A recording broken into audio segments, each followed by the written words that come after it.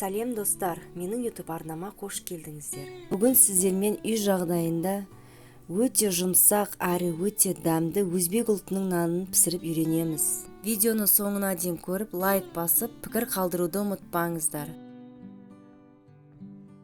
Ал енді ыдысымызға електен өткізген ұнды, шекерімізді, сары май немесе маргаринді ертіп құямыз. Мен Щедроялета маргаринін қолдандым. Үстіне тұз, ашытқы, жылы суымызды қосып қамыр илеміз.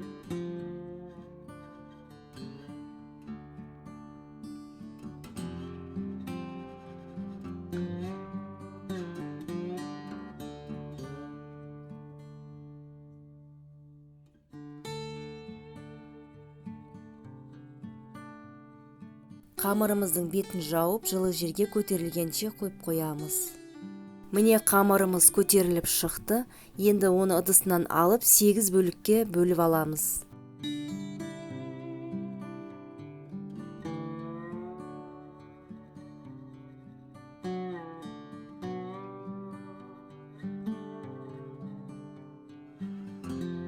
Менде қамырдың әр бөлігі 215 граммнан шықты. Сіздерде таразы болмаса, көз өлшеммен бөліп алсаңыздар да болады.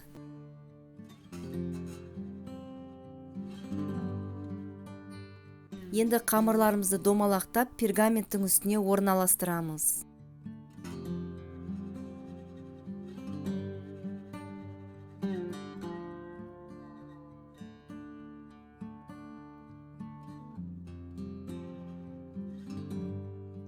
Енді қамырларымыздың бетін жауып, 10-15 минутқа демалдырып қоямыз. Қамырларымыз көтеріліп шықты. Енді осыны мен көрсеткендей етіп, жан жағын лезвиямен тіліп шығамыз.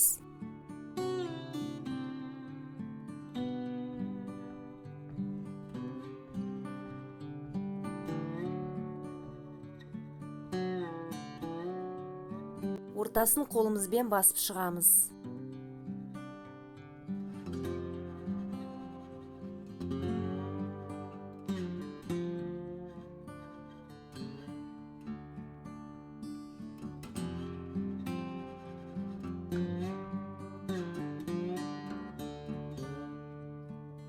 Бетіне жұмыртқаның сары уызы мен сүтті араластырып, жағып шығамыз.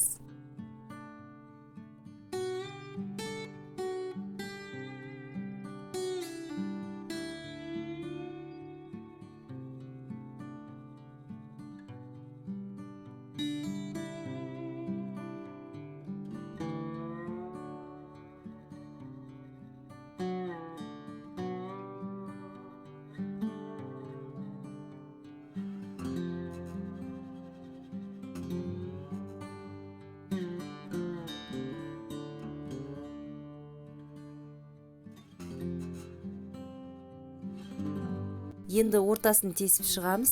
Вилкамен тессеңіздер де болады.